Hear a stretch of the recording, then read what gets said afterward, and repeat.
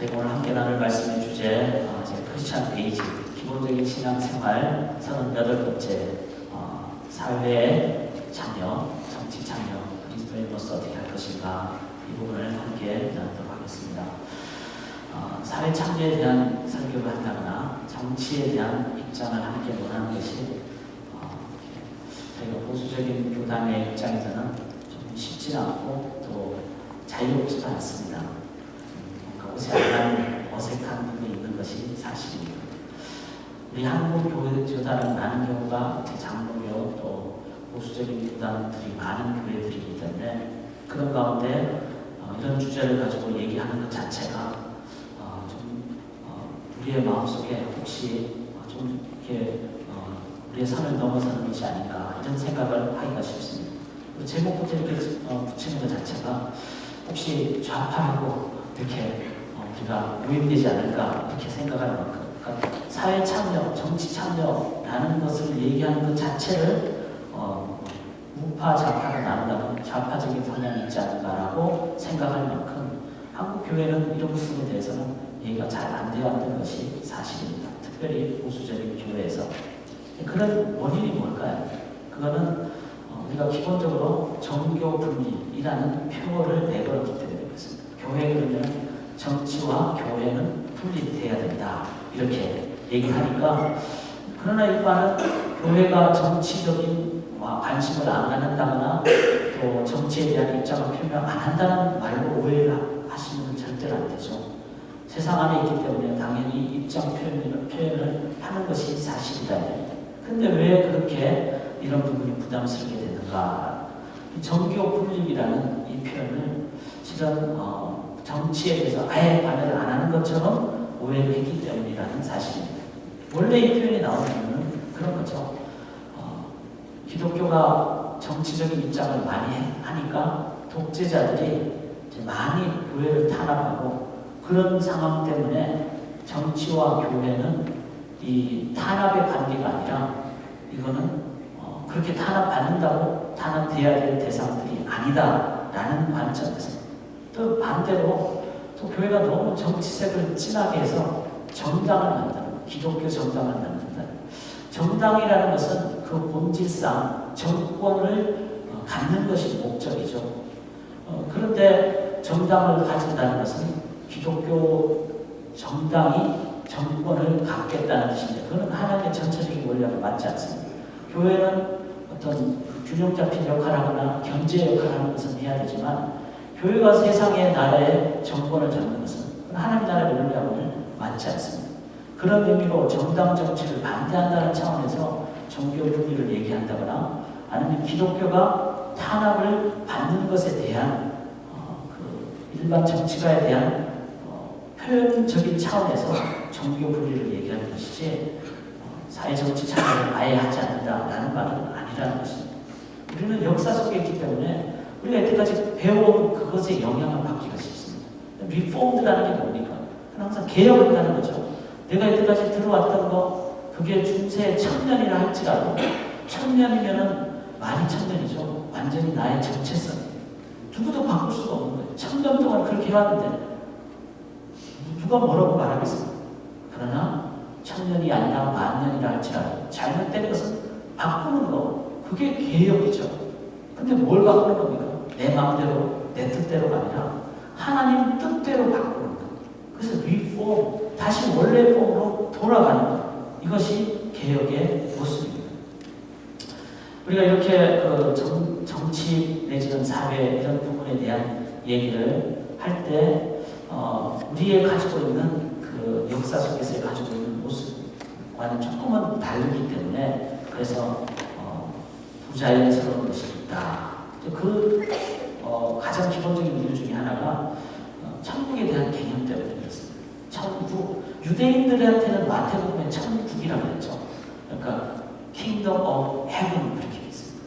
근데 유대인들은 그 이해를 했어요. 이 heaven이라는 게 1층 천이고 2층 천이고 3층 천이 있는데, 즉 3층 천 하나님의 통치를 얘기할 때 유대인들은 하늘이라는 표현을 썼습니다. 그러니까 마태가 그렇게 했을 때는 분명히 이건 공간적인 개념이 아니라 통치적인 개념으로 유대인들은 훨씬 더 정확하게 들어갈 것이라는 것을 예상하고 천국, 킹덤 어 헤븐 이렇게 표현했죠. 그러나 마가복음, 누가복음에서는 그렇게 표현 안 했어요. 이방인들은 킹덤 어 헤븐, 그러면 천국, 그러면 자꾸 공간적으로 이해하기 쉽다. 그래서 킹덤 어 갓, 하나님의 나라라고 표현을 했죠. 그래서 누가복음에는 하나님의 나라로 되지 천국으로 되어 있지 않습니다. 그러나 우리 한국교회에서는 많은 경우가 기복신앙 때문에 죽으면 가는 곳이라는 개념이 많으니까 사용이 쉽거나 이해하기 쉽거나 전도하는 데 도움이 되는 방법은 하나님 나라는 그렇게 제가 어릴 때 들어본 적이 거의 없어요. 천국이라고 했죠. 돈으로는 못 가요. 하나님의 나라. 그러니까 믿음으로 가는 나라, 하나님의 나라. 이렇게 했을 때 그 하나님의 나라는 우리가 돈으로 못 가는 어디를 가는 이 개념으로 자꾸 어릴 때부터 강조를 받았다는 것입니다. 이런 우리의 과거의 역사적인 상황이 있기 때문에 우리가 자꾸 미래적인 천국을 많이 생각한다는 것이죠. 그러나 하나님 나라는 분명히 미래적인 하나님 나라도 있고 또 이미 너희 안에 하나님 나라에 있다는 하나님 나라에 주님이 나의 주님이 되시는 현재적인 측면이 있다는 것을 기억할 때 우리가 이 땅에서 살아가는 동안에 주님이 명령을 하셨죠.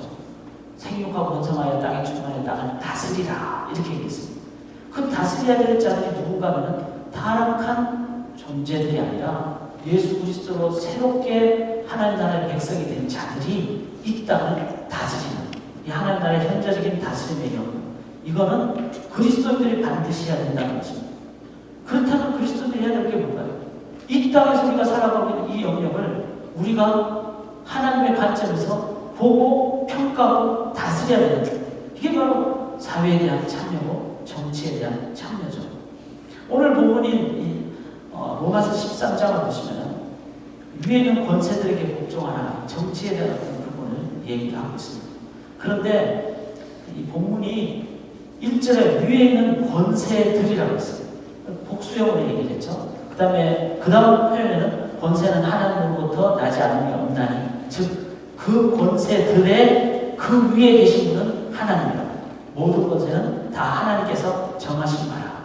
그래서 가장 기본적인 원리는 위에 있는 어떤 존재들에게 복종하라 그랬는데, 이 세상적인 관점에서는 왕이라든지 관리들이 위라는 개념을 갖고 있죠.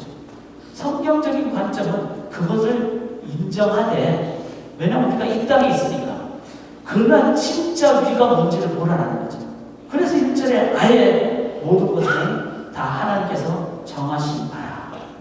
그럼 가장 위에 계신 분께서 정하신 그대로, 그분대로 따라가는가. 이게 바로 그리스도인들이 가져야 될 정치에 대한 가장 기본적인 자세입니다. 하나님이 최상위층에 있습니다. 최고 원칙과 원리와 명령권을 갖고 계시는 분이십니다. 근데 그 하나님이 다스리는 영역은, 거기에는 교회의 영역도 있지만 세상의 영역도 있다는 것입니다. 그러면은 우리가 이 땅에 하나님을 믿는 자로서 하나님이 다스리는 세상 안에 있는 자들이 가져야 될 자세는 뭡니까? 그는 하나님의 관점으로 이 세상을 바라보고 세상에 하나님의 나라를 건설하는. 만약에 이 부분을 우리는 하나님만 믿고 이 세상에 대해서 관심을 안 갖겠다. 그러면 하나님의 영역을 무시하는 거예요. 그 하나님이 이 세상에 다른 영역은 관여 안 하는 겁니까? 이른 비와 늦은 비를 주시고 악인과 선인에게도 다 하나님이 동일하게 일반을 정해주시는 그 하나님의 영역을 우리가 이건 하나님 영역이 아닙니다라고 인정한다는 것. 사회에 대한 정치에 대한 우리의 자세가 없다는 것. 하나님이 최고위층에 있다면 그 하나님이 다스리는 모든 영역을 하나님 관점에서 다 보는 것이 기독교인이 가져야 될 올바른 자세라는 것이죠. 12월에 한국의 전쟁이 얼마 안 남았어요. 오늘이 11월 30일이에요. 전쟁이 나든 안 나든 그 자체를 초점 맞추는 여러분은 극대적으로 잘못하는 것입니다. 모든 것은 하나님의 손 안에, 하나님의 계획 안에 있습니다. 그러므로 나와 하나님과의 관계가 제일 중요한 것이지, 그 전쟁이 나느냐 안 나느냐 크게 초점이 있다면 이미 하나님 나라에 대한 개념이 자꾸 여러분들은 지역적인 개념으로 생각합니다. 그러니까 한국을 떠나서 미국으로, 피난을 와야 되겠다라고 생각하기가 쉽다는 거예요. 정말 하나님의 통치권을 갖고 있는 자라면은 내가 이 상황에서 하나님 나라 관점에서 뭘 어떻게 할 것인가, 전쟁이 났을 때 이 관점으로 나갈 때만이 하나님 나라를 바르게 선포하는 자들이 된다는 것입니다. 만약 이거를 바벨론 포로전의 예레미야에게 하나님이 70년 후에 해방시켜줄 거니까 빨리 이스라엘 백성들 바벨론에게 항복하고 빨리 저항하지 말고 잡혀가라, 이런 식의 예언으로 이번 전쟁선을 얘기를 하고 있다는 거예요. 그러니까 빨리 잡히기 전에, 아니면 잡히든지 아니면 빨리 들어가서 피신해서 어느 기간 동안에 다시 돌아. 만약에 구약의 예레미야서 관점에서 해석을 한다면 철저히 잘못된 것이죠. 왜 그렇습니까? 예레미야에게 주신 것은 한 나라의 민족에 대한 생존에 대한 얘기가 아니라 메시아를 태어나게 한 하나님의 한 과정이었어요. 메시아가 오신다면 이제는 그 모든 바벨론이든 아니면 이스라엘이든 거기에 대한 명령은 실은 도구적인 존재니까 그 사명이 다 끝난 거예요. 메시아가 오시고 난 다음부터는 하나님이 나의 하나님이 되시면은 내가 어디에 있든 나는 하나님의 나라의 백성으로, 영원한 통치의 백성으로 이 세상에 하나님의 권위를 갖고 정확하게 보고 정확하게 하나님의 나라를 선포하고 건설하는 그 일을 하는 것이 우리가 가져야 될 자세죠. 그래서 위에 있는 권세에 대한 핵심적인 해석은 최고위층 누굴까요? 하나님이세요. 그 하나님이 나의 하나님 되시면 우리는 이제 하나님이 우리에게 주어진 이 사회의 영역을 하나님의 관점에서 정확하게 보고 나아가게 된다는 것입니다. 그 영역을 사회 참여 안 해야 되지 않을까요? 정치 참여 우리의 영역이 아니어야 되지 않을까요? 복음 전하면 복음의 참다운 복음이 뭡니까? 십자가의 보혈이 이 땅에 사는 구원받은 백성이 어떻게 살아가야 될까? 구원과 구원 그 이유까지를 설명하는 것이 복음의 핵심이라는 것을 안다면 그리스도의 장성한 분량이 이르기까지 잘하는 것이 구원의 참다운 의미를 안다면 먹든지 마시든지 하나님의 영광을 위해서 산다는 것이 무슨 의미인지를 안다면 우리는 구원을 단순한 하나의 시점으로 그렇게만 보지 않는다는 것입니다. 관계, 인도받는 하나님을 의지하는 계속적인 현재 진행적인 모습이 구원입니다. 마치 티켓 받는 것으로 딱 받고 그 다음부터는 내 마음대로 살다가 죽기 일부 직전에 천국 앞에서 티켓 보여주고 들어가는 것을 구원이라고 생각을 한다면 잘못 생각해도 아주 많이 잘못 생각하는 것입니다. 그런 관점에서 예수 믿는 자들이, 하나님의 통치권을 받는 자들이 이 땅에서 일어나고 있는 일들에 대해서 왜 하나님 우리를 이 땅에 남게 하시고 그리스도로 살아가게 하실까? 한번 우리가 우리 자신을 이 부분을 놓고 한번 살펴보셔야 합니다. 경찰한 시민에 대한 과도한 공무 집행으로 인해서 지금 미국이 지난주에 조금 떠들썩했습니다. 퍼거슨이라는 도시에서 일어난 한 사건. 여러분, 그게 흑백 문제로 갈 일입니까? 그는 정당한 집행이 무엇이고 그에 대한 정당한 시민이 가져야 될 권리가 무엇인지를 얘기하는 것이죠.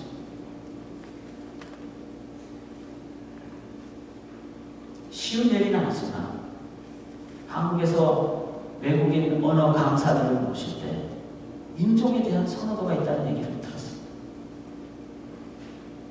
말도 안 되는 이런 얘기들이 우리 사회에서 일어나는 상황을 우리가 보면서 그리스도인들은 어떤 관점을 가져야 되고 어떤 행동을 해야 될까요? 호프 클리닉을 우리가 돕자는 것이 단순히 구호로만 돼야 되는 것인가?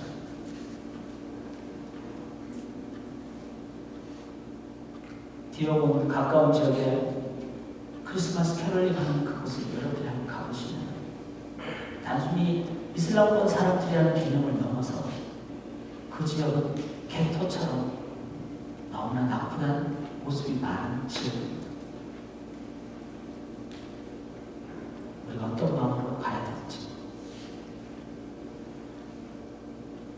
이러한 사회 현상을 우리는 신문을 보면서 무관심의 관점을 갖는지, 아니면 적극적인 참여를 갖는지, 아니면 어떻게 참여를 가져야 될지, 어느 선까지 해야 될지 우리가 하나님 말씀 앞으로 나아갈 수 있기를 원합니다.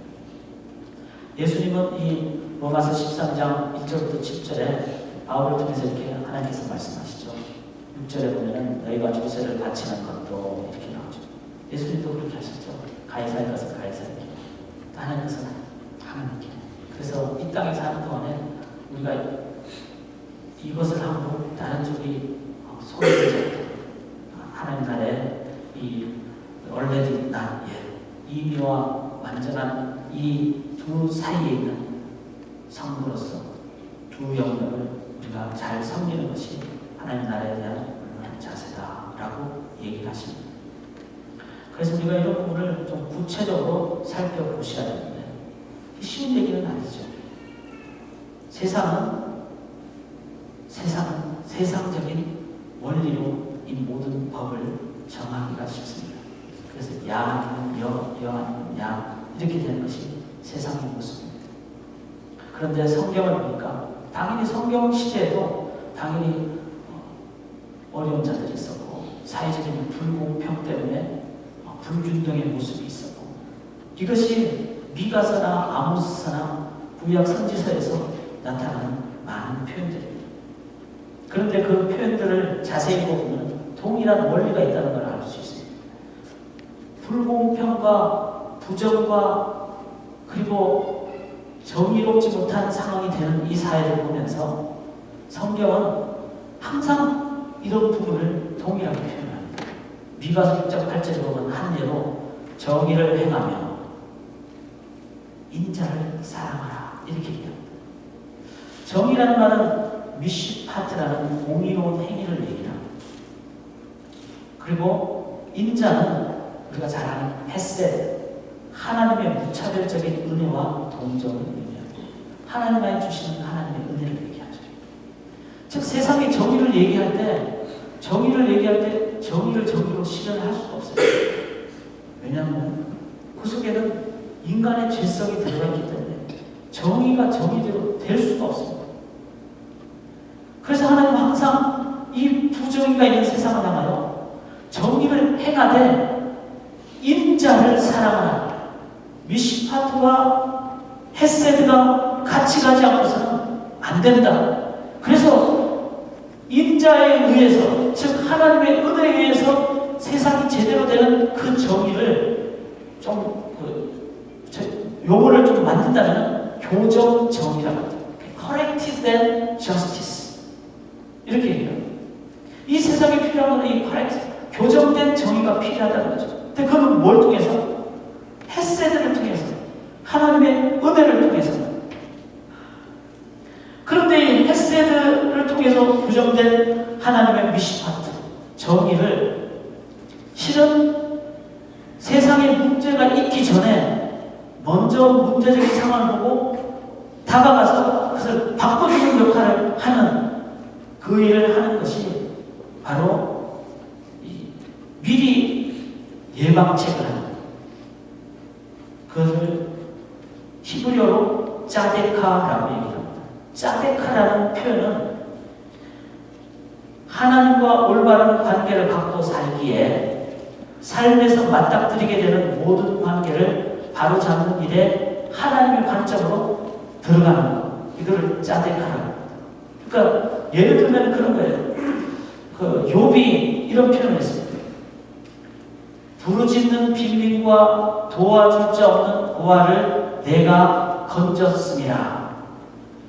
자, 당시의 고아나 빈민은 도움을 주지 않으면 절대로 혼자는 일어설 수 없는 전 근대적인 농경사회인데 농지가 없거나 일을 할 손길이 없는 과부나 고아는 그리고 땅이 없는 빈민은 그 자체로 가난할 수밖에 없기 때문에 가서 짜데카, 공정해지는 공평의 길을 만들어주는 일을 해야 된다는 것입니다. 이게 바로 기초정의라고 합니다. 그러니까 교정을 하기 전에 미리 그리스도인들이 이 세상을 딱 보면서 여기는 분명히 본질적으로 불교평할 수밖에 없는 상황이다.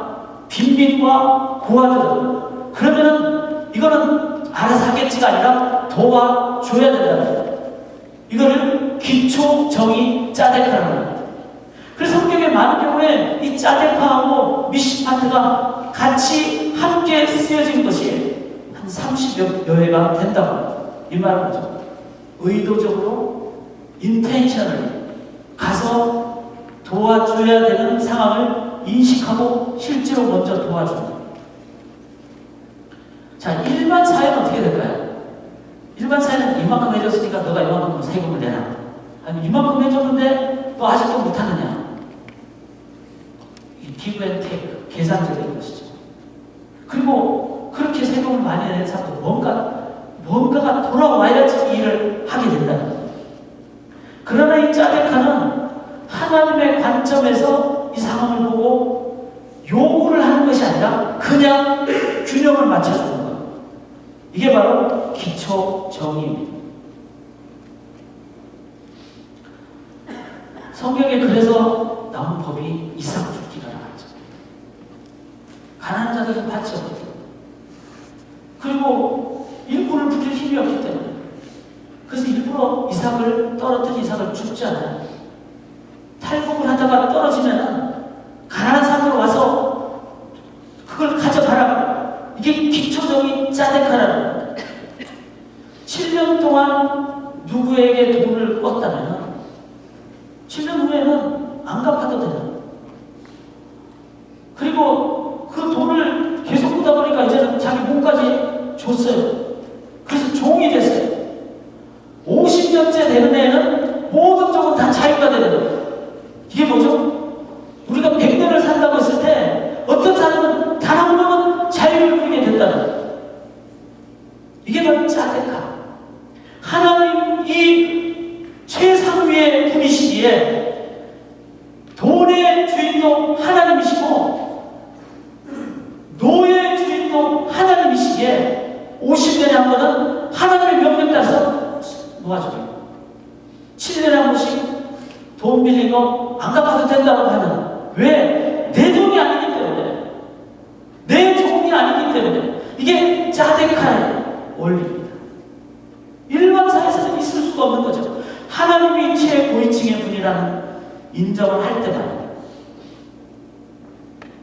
그런데 세상은 어떻습니까? 니콜라스 월트 스트로프라는 공의에 대해서 성경적으로 푼 신학자가 이렇게 표현했습니다. 이 세상에 불편한 진실이 있다고. 사회적 지위가 낮은 계층일수록 일방적으로 정의에 취약할 뿐만 아니라 실제로 불의의 희생자가 되는 빈도 역시 불균형적으로 높다. 불공정한 대우는 양쪽 계층에 골고루 자연스럽게 배분되지 않는 것이 일반 사회의 모습이죠. 이게 우리가 정확히 읽을 수 있는 사회의 모습이죠. 이 사회를 자연스럽게 내버려 두세요. 공의가 균등이 제대로 이루어지지 않습니다. 한 예로 자동차 딜러를 하는 분들이 크리스찬의 관점에서 한번 봤어요. 그럼 차를 사러 오잖아요. 차를 사러 오면은 미국 상황에서 누가 가장 적극적으로 딜을 하는가 하면 남자들이 더 적극적으로 딜을 한대. 남자들을 가서 막 뭐 살 듯 안 살 듯 하면서 막 뭐 내가 캐시를 가져왔니 안 왔니 하면서 또 딴 집에서는 뭐 오프를 이렇게 줬니 하면서 막 적극적으로 그 딜을 해요. 그러니까 좀 더 싸게 사는 사람들이 여자보다 남자가. 그리고 코케이시안 아메리칸 백인 여성들이 흑인 여성들보다 좀 더 딜을 세게 합니다. 그러면 사회 전반적으로 봤을 때 누가 가장 차를 살 때 피해를 입는가 하면 정가, 그러니까 싸게 못하고 그냥 더 많이 주거나 다른 사람보다 더 많이 값을 치르며 사는가 하면 흑인 여성들이에요.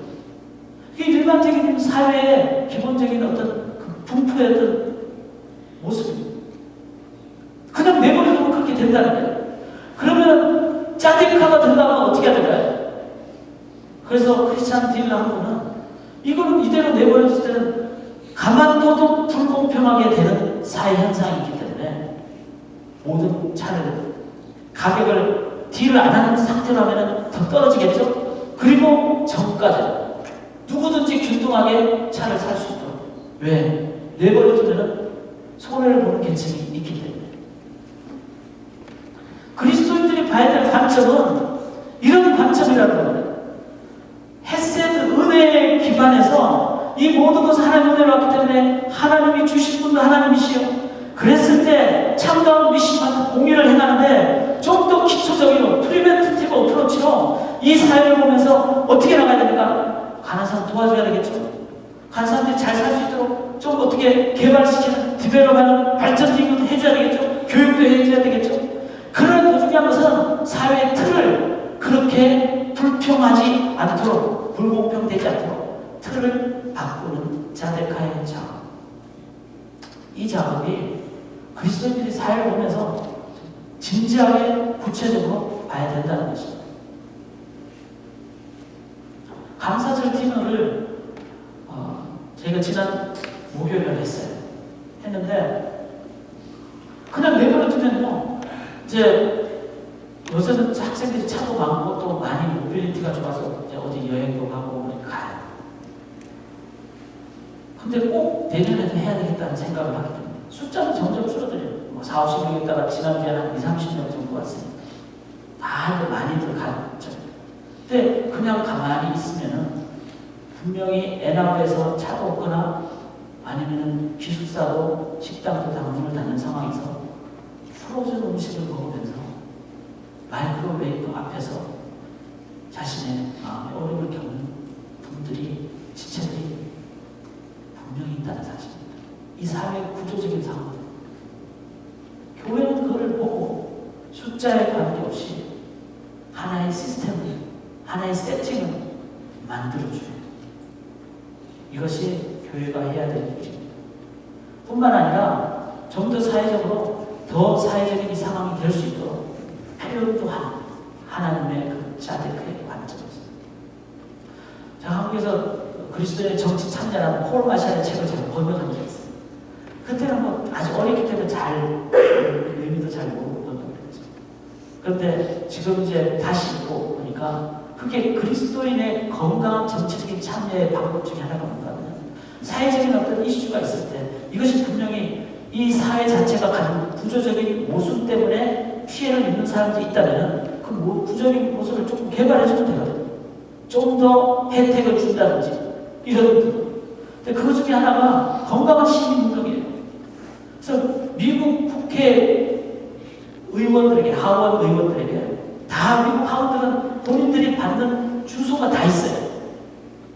거기에 어떤 이슈가 관련된 의원이라면 그 의원에게 한 통의 편지를 쓰는, 그 한 통의 편지 따라서 그 가난한 자들에게 돌아가는 금액이 몇 불이 차이가 난다. 통계적으로. 우리는 아무것도 아닌 것 같지만, 조금 수고하는 것 같지만, 그리스도인들이 이 사회 보면서 짜데카의 영역을 적극적으로 얼마만큼 하느냐에 따라서 실질적으로 이 세상에 어려운 분들이 실질적인 도움을 받는 일들은 우리가 이 미국 땅에 살면서 얼마든지 가능하다는 거예요. 그게 하나님 만들어 놓으신 법 체제 안에 있기 때문에. 사랑하는 여러분, 이 부분을 저희가 구체적으로 얘기하면 많은 얘기를 할 수 있겠죠. 더 관심을 가지고 더 개발하고 나가요. 그러나 오늘 부분을 보면서 그리스도인들이 가져야 될 두 번째 아주 중요한 원칙이 있습니다. 만약에 독재자가 독재를 행하는데 그것까지도 그리스도인들이 다 순종을 하거나 복종을 해야 됩니다. 그건 당연히 안 해야 되죠. 왜? 상위법의 원리이기 때문에. 최상위법은 하나님이기 때문에. 하나님의 진리에 어긋나는 일에 대해서는 철저하게 우리가 항거하고 반항을 해야 됩니다. 목에 칼이 들어와도 가능하니까. 그러나 이 측면만 볼 것이 아니라 또 다른 측면이 하나 있다는 것을 보셔야 됩니다. 그게 뭘까요? 최상위에 하나님이 계시다는 이 원리의 또 다른 측면은 한거나 반항뿐만 아니라 하나님이 정국이라는 주권을 갖고 계시는 분이라는 의식입니다. 우리가 성경 보면은 그 포도원 품꾼 비유가 나오죠. 포도원 품꾼 비유가 나오는데 아침 9시에, 12시에, 3시, 5시 이렇게 봤어요.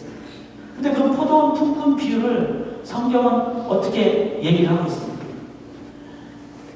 이렇게 성경을 이렇게 얘기하고 있습니다. 천국은 마치 품꾼을 얻어 포도원에 들여보내려고 이른 아침에 나간 집 주인과 같으니.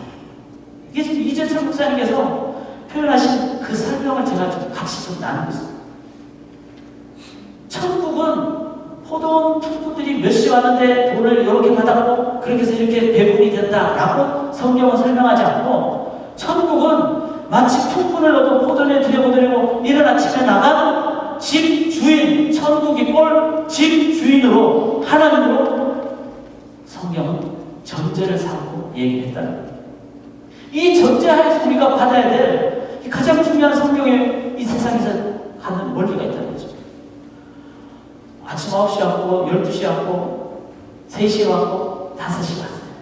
5시에 온 사람은 딱 생각하면서 나한테 한 달러 데나리온을 약속했기 때문에 내가 지금 1시간만 일해도 이렇게 되겠구나.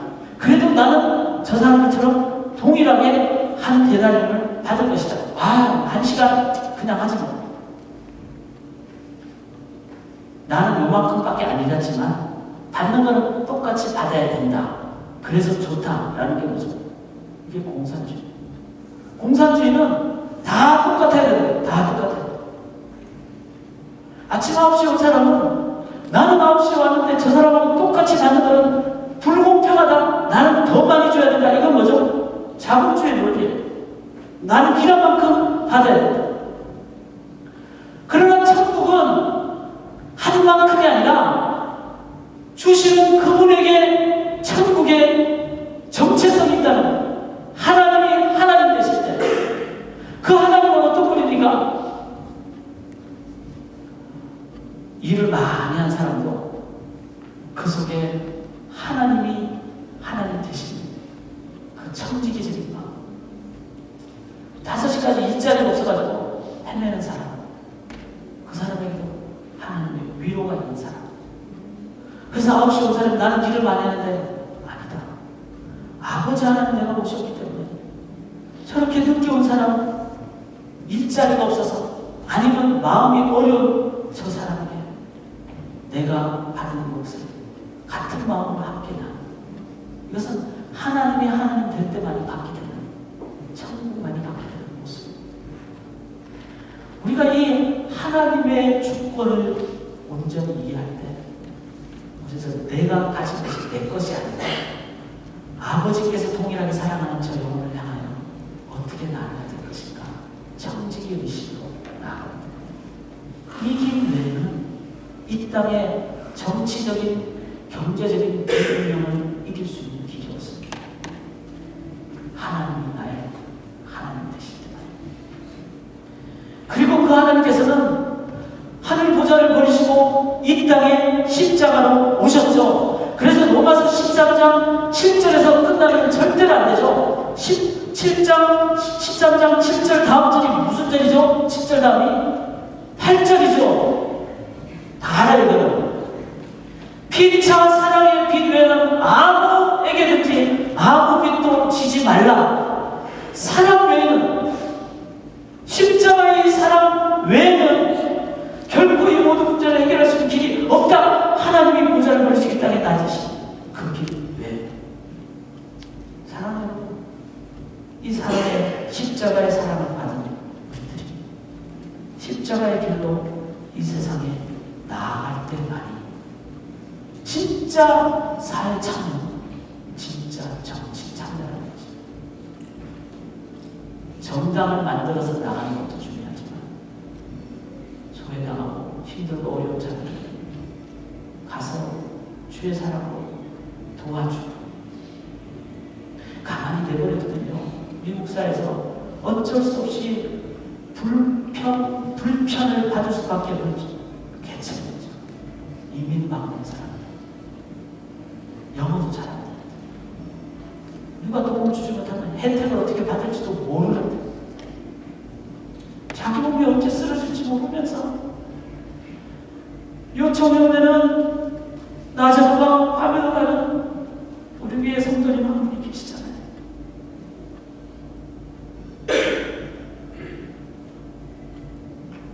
그렇게 십자가의 길로 나아가고 하나님만 바라보며 몸이 힘들어도 섬기는 모습이 있습니다. 짜데카에 좀 냉철하게 단순한 동정의 사람이 아니라 실질적으로 양식을 어떻게 작성하고 어떻게 말해야 될지 이렇게 짜데카의 논리로 나아가서 돕는 그런 삶의 현장에서의 우리 모든 성도님들이 되십니다. 실은 이 세상에 이 땅에 하나님의 나라가 건설됩니다. 말씀의 결론을 맺을게요. 저는 몇 달 전부터 교회 보면서 교회가 앞으로 한 10년 후, 20년 후 제대로 되기 위해서는 뭘 해야 될까? 새벽에 갔다가 묵상하거든요. 하는데 전 다 배웠어요. 기도를 계속 했으니까. 첫째는 절대로 진리는 타협하지 말아야 됩니다. 앞으로 여러분 지금 막 혼합된 지혜가 많이 들어올 거예요. 근데 여러분 타협할 게 있고 타협 안 할 게 있죠. 그러니까 타협 안 해야 되는 절대적인 진리는 절대로 타협하면 안 돼요. 그 진리 부분 이거 교회가 보셔야 돼요. 이거 무너지면요 교회 금방 무너집니다. 이거 있는 한은 교회가 아무리 약속해도 절대로 무너지지 않습니다. 교회 주인은 진리에 주님이 머리 되시기 때문에. 그래서 진리 붙잡는 이거 꼭 하셔야 돼요. 두 번째는 저거는 너무 오버하니까. 두 번째는요 경건과 거룩입니다. 이 시대에 정말 필요한 것은 경건.